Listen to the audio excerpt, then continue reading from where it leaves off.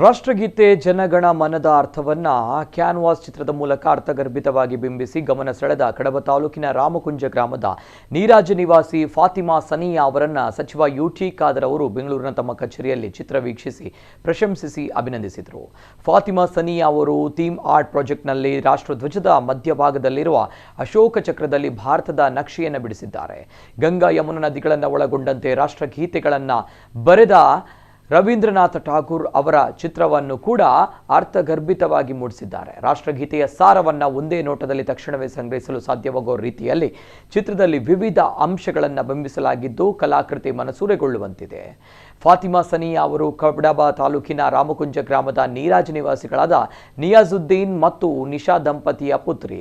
ಉಪ್ಪಿನಂಗಡಿಯ Indian ಸ್ಕೂಲ್ನಲ್ಲಿ ಪ್ರೌಢಶಿಕ್ಷಣವನ್ನು ಪೂರ್ಣಗೊಳಿಸುವವರು ಪ್ರಸ್ತುತ ಕಾಸರಗೋಡು ಜಿಲ್ಲೆಯ ಕುಂಬಳೆ ಇಮಾಮ್ ಶಾಫಿ ಕ್ಯಾಂಪಸ್ ಕಾಲೇಜಿನಲ್ಲಿ BA ಪ್ರಥಮ ವರ್ಷದಲ್ಲಿ ವ್ಯಾಸಂಗ ಮಾಡ್ತಾ ಇದ್ದಾರೆ.